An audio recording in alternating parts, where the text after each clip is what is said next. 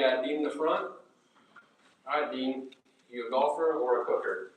Neither. All right. Well, today you're a golfer. All right, let's flip it. Who has been in the game the shortest amount of time in the room? 7 years. 7. Anybody less than 7? All right, we're gonna say golfer. I'm just guessing. Go for it. All right, perfect. Not great. Where's home for you? Here to win. Oh, great. All right. And lastly, this is a fun one. Birthday. Does anybody have a birthday close by? Do we have? All right. 23rd. 23rd. 23rd. All right. Today. Today. All right. Unfortunately, all I got left is cooking. Happy birthday. In a second, we'll sing happy birthday for you too, if you don't mind. No, I'm just kidding. Well, thanks for playing along, guys. We'll kind of hop into this a little bit. So one thing, being in the insurance game, we have started to see an uptick in cyber claims. And let's see.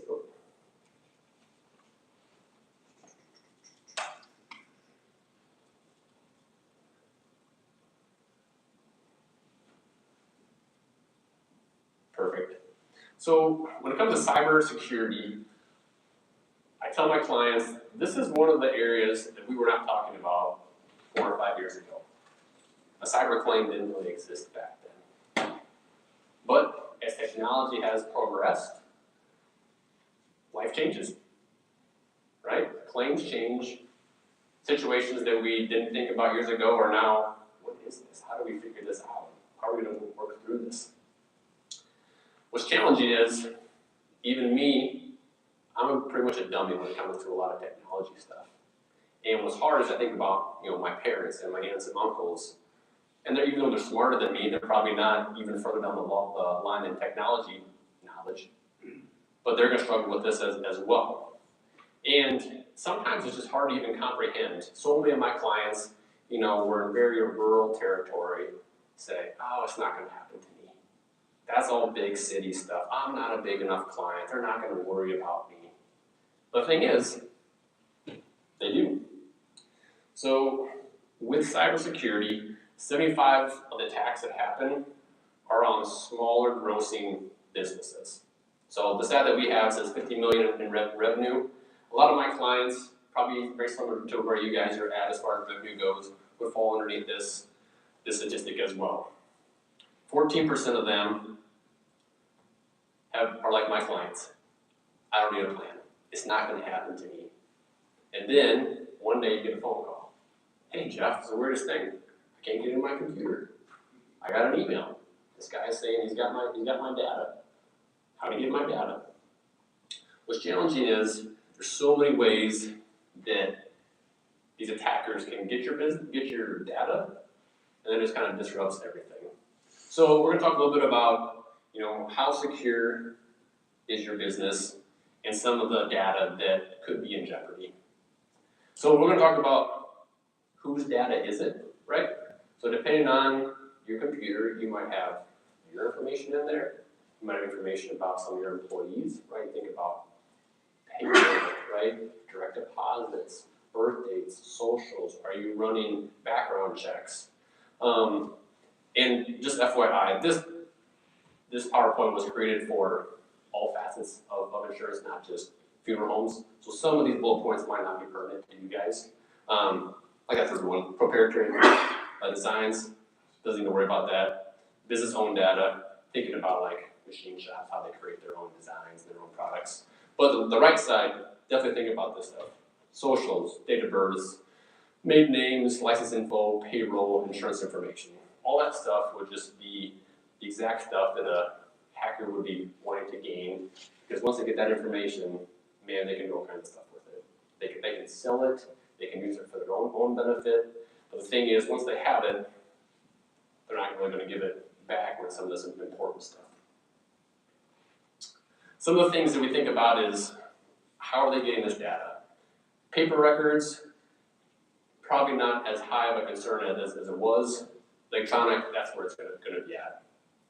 You also wanna think about who has access to this information in your office, right? You got information, you got access to the information, your employees do.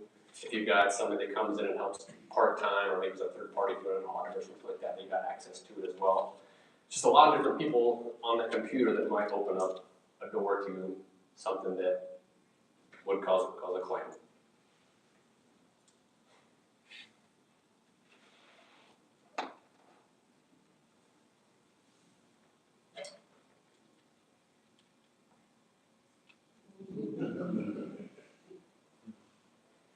We laugh, but how true is that? One of the biggest cyber claims that we are seeing is called a phishing email. P-H-I-S-I-N-G. P-H-I-S-H-I-N-G. Not like we're going fishing for a northern or walleye, but it's trying to catch somebody off guard, right? Raise your hand if you guys ever heard of a phishing email before. Yep. Have you guys ever seen a phishing email before? Yep. Getting a little honest here, has anybody been taken on a phishing email before? Good for you guys. One of the questions I kind of ask too is, as we're diving into some of these situations, has anybody fallen victim to a cyber claim or a fraudulent impersonation over the past few years? 1, 2. William, do you care to share what happened? And it can just be a high level too, don't get into the weeds, but. No, it is on my wife's site there, and it's on Saturday morning there, she had an email, and it had to do about confirmation for the password or something like that. And anyway, she clicked it, and instantly, just everything started shutting down. And it's her Facebook account, and just emails that she's getting, and it's just rapid fire. And so she couldn't get to her cell phone. It got to her cell phone.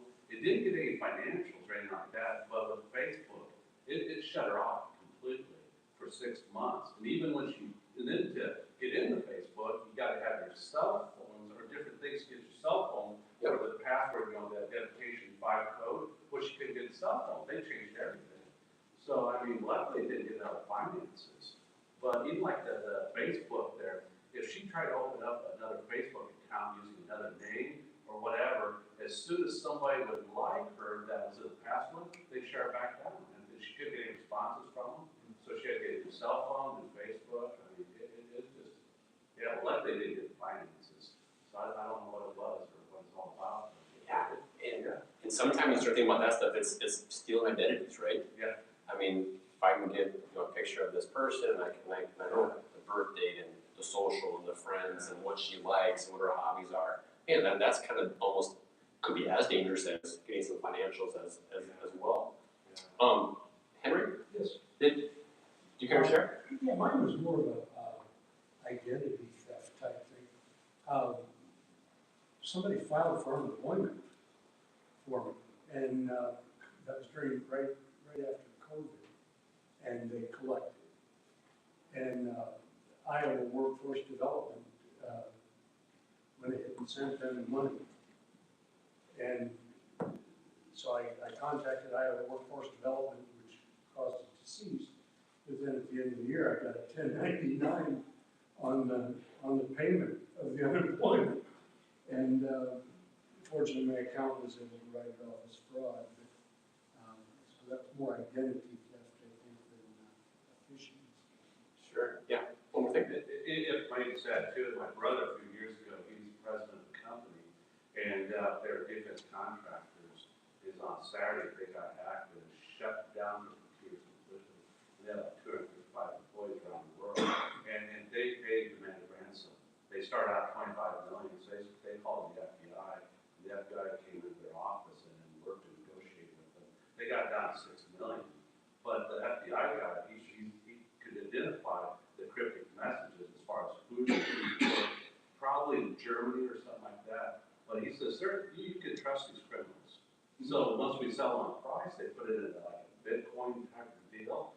This money transferred and just disappeared. And then slowly they started sending back ways to back, opened up that computer, but his company was shut down, and of course, being the deepest contractor, they got spanked big time by the government, and they had sued the software company, but yeah, it was just, and they claimed it's just like, people driving down the street just looking for, there's a package there on the front door, nobody's home. That's all they're doing, they didn't identify this company's anything special, they're just fishing. You got it.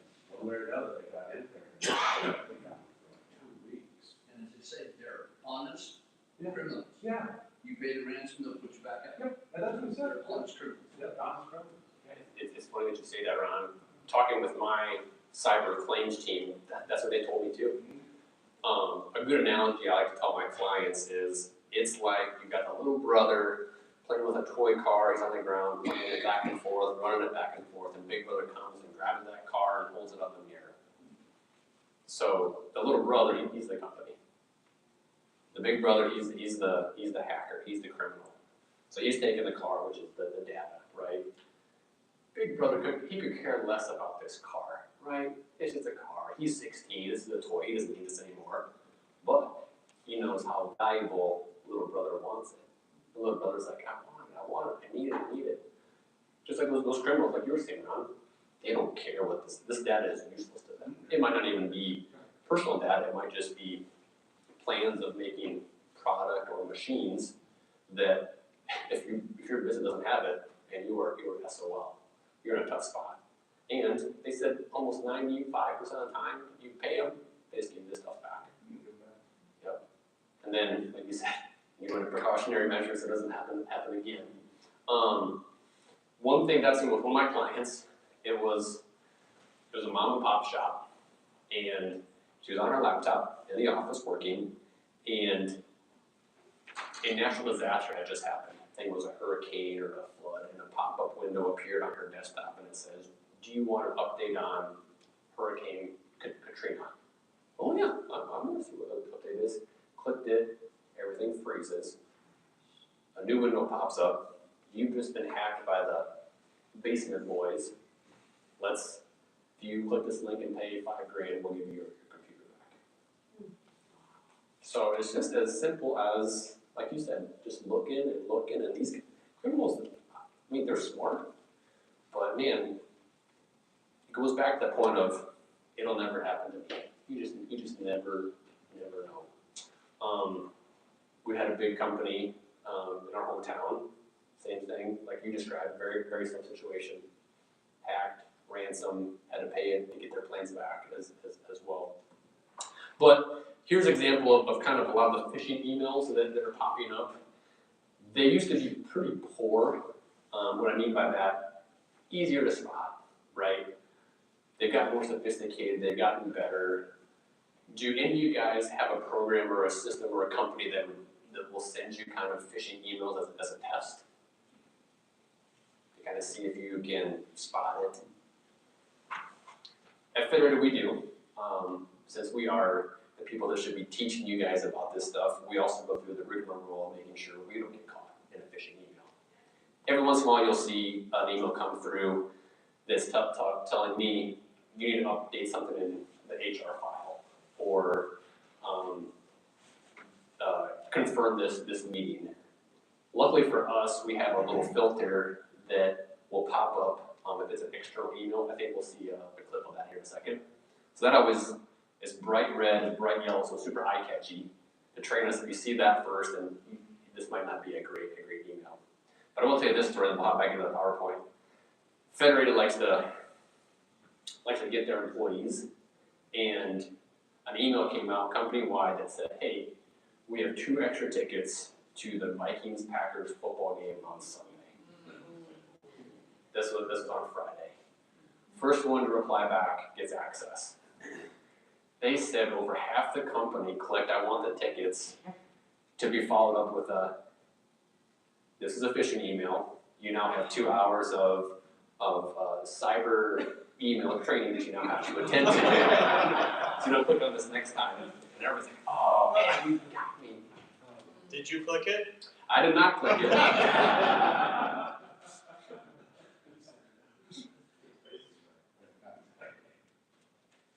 The reason I didn't click it was I had some friends that had, and they're like, just FYI, this is a phishing email, as much as you want those tickets. So I have an inside source. But when it comes to a cyber claim, it's scary, but it's true. 95% of the time, it's preventable, right? It's us not having the knowledge, clicking something, getting into something that we shouldn't have. And with the proper training, we can do a better job of minimizing those types of events. This is funny. Do we have volume?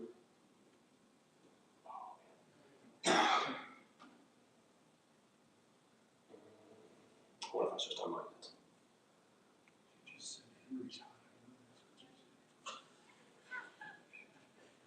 Like we was at a Fox. Let's try this again.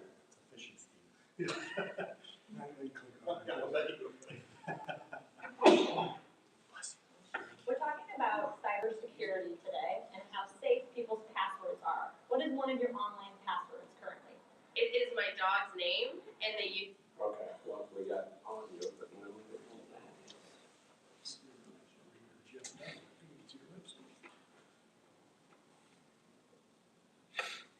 Sorry guys, I'm gonna, as you can tell, cyber.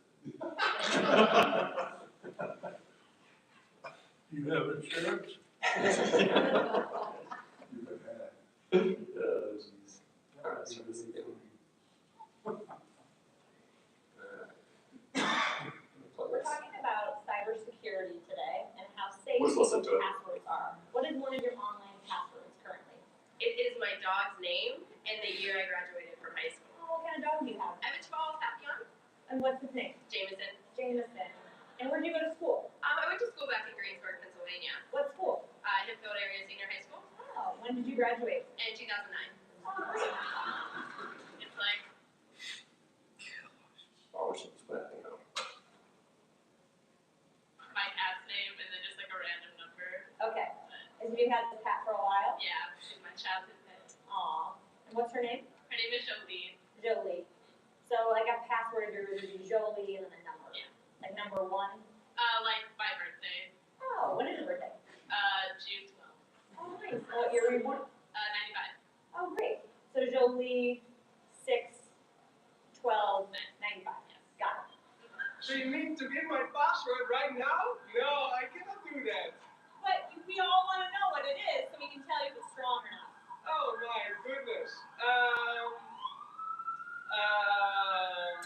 Let me think. Okay, one is Tel Aviv. Yeah.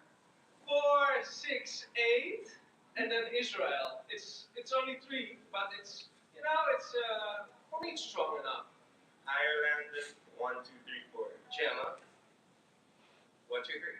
Spell G-E-M-M-A. Well, most of them are Italian. Oh, beautiful. Yeah. So like What's a good Italian password? my grandma's name, What's your grandma's name? Maria. Maria. So Maria is your password? Oh yeah, I know my password. Oh, yeah. So we have these hackers trying so hard to find these guys' passwords, and you have one TV reporter just going out there and having a conversation, being personable, asking the right questions, and they're just divulging that stuff. So people wonder sometimes, well, how or why am I getting hacked? Well, sometimes we're just not being smart about what we're saying and who we're really saying it to. So when we do get hacked, depending on what type of information they steal, sometimes there are consequences. All right. Rick, are you an IT expert?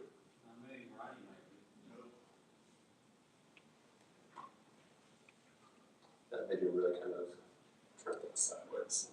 Let's try this. Bedrooms are 7 years licenses. Is that what you asked all the questions earlier about how old is it?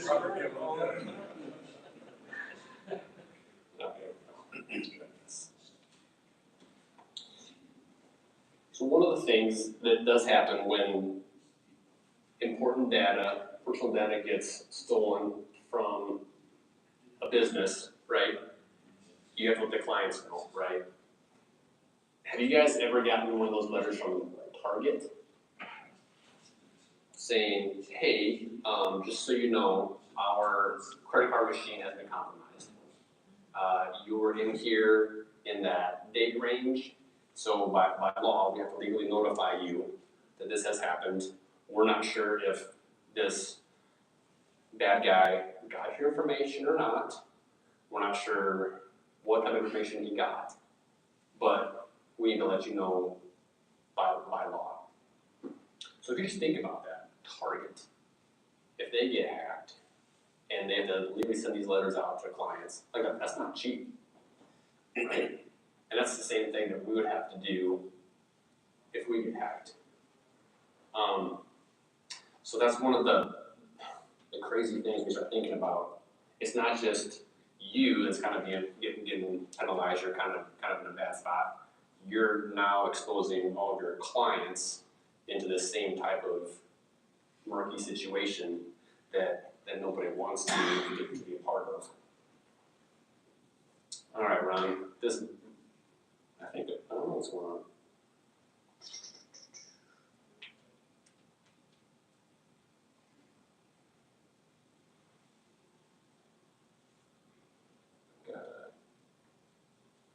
And if anybody is technology smart, now's the time to raise your hand. I think you need to drag it over, I think your screen is extended. Bang on. Good.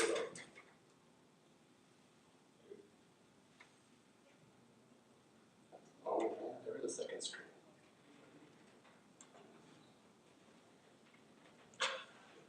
How about a phone charger? We're back in business. Thank you. Good catch. So some of the things that we're gonna have to get dinged on, right? Notification costs, just like we're talking about, sending letters out to clients that were hit by the claim. Some of the things, what happens is sometimes people get really upset, right? And now we got a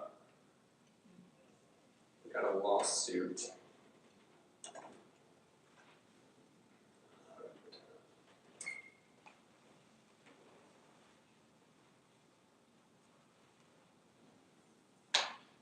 If there's a time to clap, people, this is a good time. After they're out, we did. So people get upset, there could be lawsuits as a part of that as well. On the right-hand side, we talk about sometimes those criminals, you got ransom in there as well. So some of these things are gonna start adding up.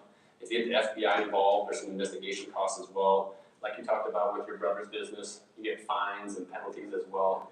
And things start adding up as we go along the way. And then you start thinking about, just like you said with Facebook and email, gosh, now time is money, right? I can't use my Hotmail account, I can't use my Gmail account, I gotta get a new phone number, I gotta get a new credit card, gotta get a new Facebook account. And all those things that were linked to those accounts, you gotta refresh, and that's just gonna be a total nightmare.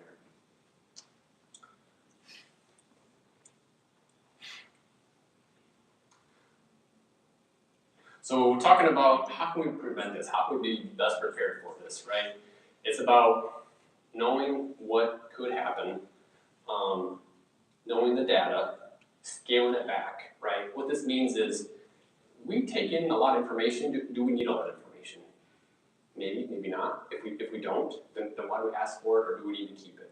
So let's just kind of keep as minimal amount of data that we need, and then push everything else away. So if something does happen, we don't have every single personal item for Dean. We just got a few items out there. Plan for it. Okay, if this does happen, how do we fix this? Who do we call? What do we do? How do we get things going in the right direction? Lock it, right? Is there a way to put up some more security measures? Can we lock our systems? Can we put more passwords in play? What else can we help prevent this from happening? And train for it, right? Talk about those phishing emails. There's other ways of just trying to make sure that we're kind of thinking in the forefront of our mind about some of this stuff as well.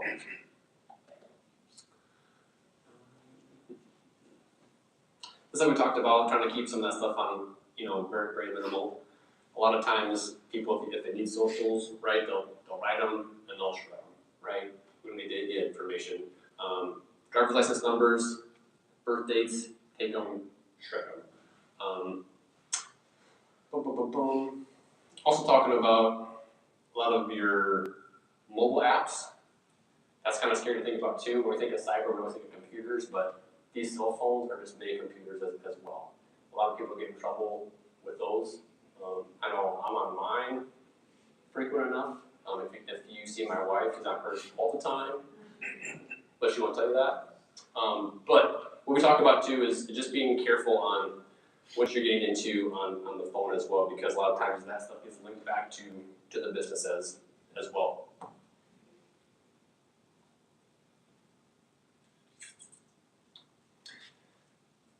Going back to that planning for it, right?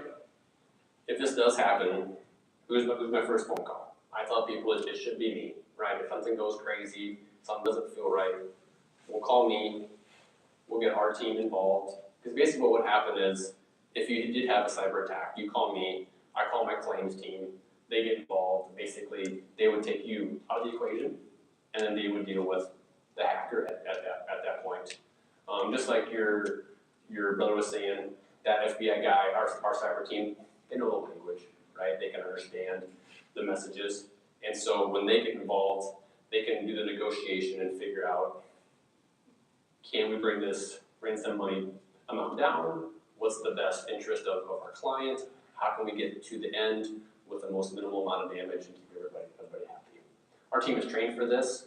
You'd be surprised, even as an insurance company, we get attacked daily.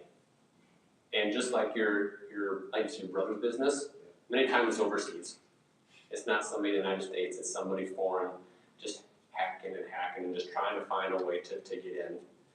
It's interesting, but it's scary. I mean, have people heard of the dark web or the black web? I mean, it's not something we hear on CSI, it's a real thing. And we have our team in there as well. They're in that dark web as well, and they can kind of see who's attacking us from that perspective as well. Like I said, I'm a dummy when it comes to this stuff, but I love having guys like those guys on my team try to keep us safe as well. Well, the first call should be us, and then we can kind of help determine if we need to get next level involved, FBI involved. If it's a serious case, possibly. If not, we may be handling it ourselves. Local authorities, depending on the town you're in, they might have a division, they might not. But our team is knowledgeable enough to know what direction we should go at that time. A few of the things we kind of talked about is how we keep things more safe, right? The more we keep them encrypted. Does people know what encrypted means? Just trying to create good passwords that are very challenging for people to hack to get into our systems. Backing things up. The cloud is helpful too, right? Versus having stuff just on your hard drive. Has anybody needed to get into a bank account and haven't been in that bank account a little bit, and they put in their name, put in their password, and you hit open up, and it says, we're going to send you a confirmation number to your text message. I just want to get in there. But stop and think, you know what? I'm glad they're doing this, right? Because if somebody got my name, got my password, let them know my cell phone number, so that they can't access that. So more companies are getting more smart on making sure you have a multiple step process to access your account. I love the Face ID recognition on the phone. Do a lot of you guys use that? I love it for two reasons. One, I think it's very hard to hack a face like this. But two, I don't have to type in numbers to get in, so I think it's more quickly to access my things as well. When sending emails, this is something we do a lot of that at Federated. Do you guys know how to send a secure email? I see some head nods. Basically, when you have important information that you need to send out to somebody, birthday, social, maybe it's a tax form, if you just send it in your normal email process, you can send it, but there is that risk that maybe it gets into the wrong hands. If you send it a secure email, usually that person you're sending it to needs a password to open up that file at that time. Like I said, the more steps that we give, the more steps that we have to open up a document, an email, important information, the more challenging it is going to be for somebody else to get into it. So how do you get the secure email? It would still come to you. It would say, if I sent you an email, let's say like my tax information, you get an email from me, it would have the attachment, you double click the attachment, and it would say you need a password to open up this PDF. Then you and I would have to communicate for you to know that password. Whether it's a phone call or something along those lines. A lot of times when I'm with my accountant, if he sends me something back, he'll call me and say, hey, you're getting this, it's secured, here's the password, and then I can open it, type in the password, then I can review it. I was gonna say, we've never had anybody ask for the password after we sent this email. Have you sent them secure?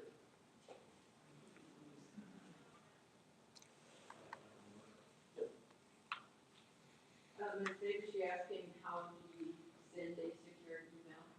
She said, how do you get, how are you able to send them? Sure. Yep. Yes, yeah.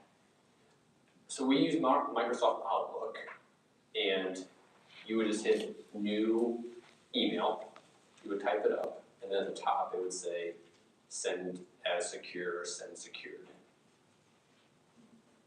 One thing that I've found very helpful is my friend Google.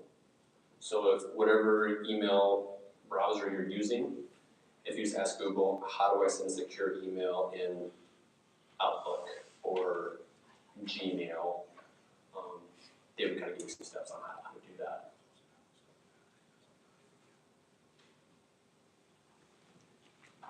Getting pretty deep, Dean? I'm nervous. Remember I talked earlier about that big banner that pops up when we have an external email of yellow and red? This is what pops up on my email. When I get an email from a non-federated employee or email address, this pops up as just like, hey, this is not from Federated, just FYI, so that's your first kind of safety net. But then I can look at it and say, oh, this is Dean Cataldo, just confirming our meeting for Tuesday, not a problem. But a lot of those phishing emails, I tell you guys, this pops up in those as well, where even though it looks like it's HR telling me to change my beneficiary and my life insurance, this pops up and I'm like, I don't think, this doesn't quite make sense. Does that notification come through your spamware or whatever you might have on your computer? Or is that a specific program that you have? So I know our IT team has put this in place. If I think of my other email account, so I still run a Hotmail. Does anybody run a Hotmail here still? Yes. 1, 2. My IT guy shaking his head, he's like, Hotmail is old. But that if I use my other email browser, it does not pop up in there. And so I didn't know whether that was something that would be available from Norton or another antivirus. do you guys have an IT team, or do you pay an IT company to handle some of your IT services? I would talk to them to see if they have any protective email notifications, safety net, things like that. And they would be able to either say, oh, yeah, no problem, or maybe find it for you.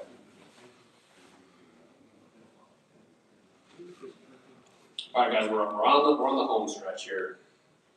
We'll wrap this stuff. Passwords. Has anybody gotten frustrated on how crazy your password has to be now? Yes, thank you. I always had a simple word that had one capital, lots of lowercase, one symbol, one number, but it was one. The length of it was one letter short.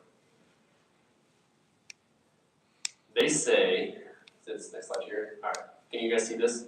So it says, column 1 is number of characters. Column 2 is if it's just numbers.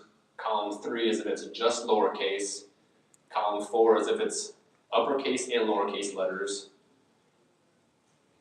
1, 2, 3, 4, 5 is uppercase, lowercase, and numbers. And column 6 is numbers, uppercase, lowercase letters, and symbols. So this chart shows when you start incorporating uppercase, lowercase, symbols, numbers, how much more challenging it is for the hacker to crack that code. So this is saying, if you use number of characteristics, which is 8, which is pretty darn common, right? When you think of any password code now, they're saying it must be at least 8 characteristics long. And if you have uppercase, lowercase, symbols, and letters, this chart is saying it would take a hacker 7 years to figure out your combination. So next time they say it needs to be 8 characters long, I would feel a little bit of comfort knowing, okay, this is why, right? Because if you go one line higher to 7, can you read that? 1 month. So just that one extra character goes from 1 month to 7 years. If you want to get crazy, go 9. Can you read that? 479 years.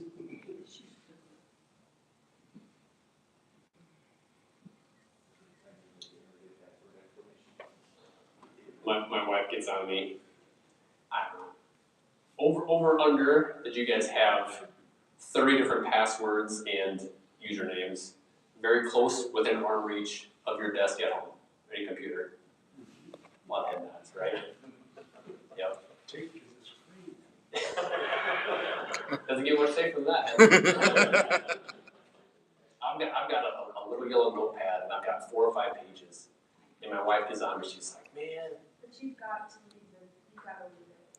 I have so many families that I've worked with, me personally, if somebody dies and you don't have their passwords, you are upgraded. Thank you. And your name? Somewhere, it's Raleigh. It's gotta be somewhere where you can get it to people. I've had families come in and try, say, can you try and put my son's thumbprint on his phone? He's dead. To see if we can unlock it to get to where his information is. So, what is a secure way? What do you recommend for saving the passwords? That's a great question. Take it to the screen. Yeah. Pen and paper is, you can't beat pen and paper somewhere. Yeah, and I thought about like, do I save it on a Word document and put it on a thumb drive and then store it in a safe so my wife would have that? I've got it in a file. Yeah. And so she's like, if you ever lose that or somebody gets that, and I go, man, if somebody gets that and they can read my handwriting and want to get into my Shields or Cabela's accounts, I'm with you. I'm like, I don't know of a great way to save. Are there any of these services, like there are digital vaults that offer to save your passwords?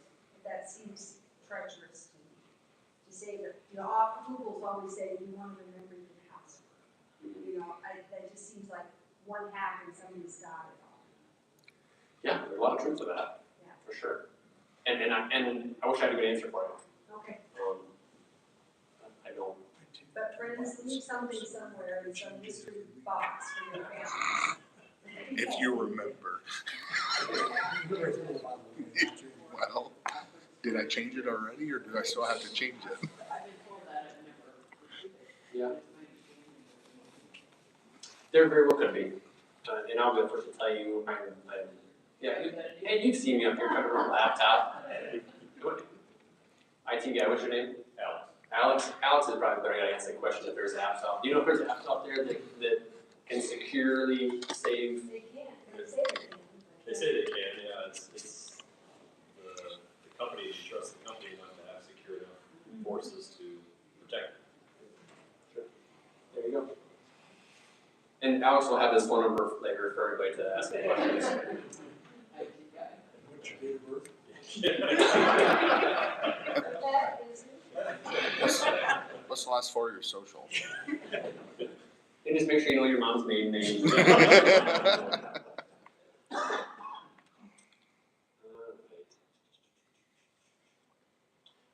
One of the things that as we're talking about, some of these phishing emails get a little bit more better, is the nice way to say it, right? They're cleaner. The old phishing emails, you could tell were poorly written. Punctuation was bad. They're not using your name. They're saying hello or sir, madam. You're like, I never get emails like this. There's easy things kind of spot. They've gotten so much better with this. But now we start thinking about web addresses, right? One of the things that good cyber criminals have started doing is kind of creating mirrored web addresses. What we have seen is when you have a phishing email, click something unbeknownst to you, now that criminal has access to your computer. It might not be them just going and stealing data. Sometimes they're just watching your screen. All right, what is Rick doing today on Monday morning? What's he doing on Tuesday morning? What's he doing Wednesday morning? Oh, Thursday, oh, look at this. He sends an email to Dean, hey Dean, it's time to pay the bill or transfer money into this account. So sometimes they're as sneaky as watching your strokes, watching your screen to see if anything pops up where they can take advantage of. What we have seen is that scenario I just gave you, okay, every Thursday, Rick sends Dean an email, transfer money to this account. Well, it goes on and on and on. Well, on a Thursday, all of a sudden, the hacker pretends they're Rick. They send Dean an email, hey Dean, transfer this amount of money into this account. Dean gets that email every Thursday, he does it, but guess what? That link isn't to their bank account, it's to their account. Right? That's a scenario. So as a funeral director, you have complete records on that individual. They make pre-arrangements with the bank, they have a bank account paying for their funeral in advance. You have their social security number, in the obituary, they will find farms, and all of a sudden, that's public knowledge. They're open to your people. That's a pretty dangerous thing that we as funeral directors can control or have open information. And you would be surprised on when somebody passes, right? There are people that are very nosy. Right, you guys know that. Sometimes they come to you, sometimes they go to the courthouse, see their assets, right? Sometimes they can find it online. And they just start kind of just digging, peeling back the onion to see what's out there. Can we get a piece? And kind of do that a little bit as well. So yeah, sounds like I never know what all type of data you guys have on file for that client, but what you just described is, yeah, you got banking information, you got birthdays, socials, probably some, yeah. Insurance policies, you write to the insurance company and say, I want the information with the family's permission. And then that's putting the information on your internet. Yep.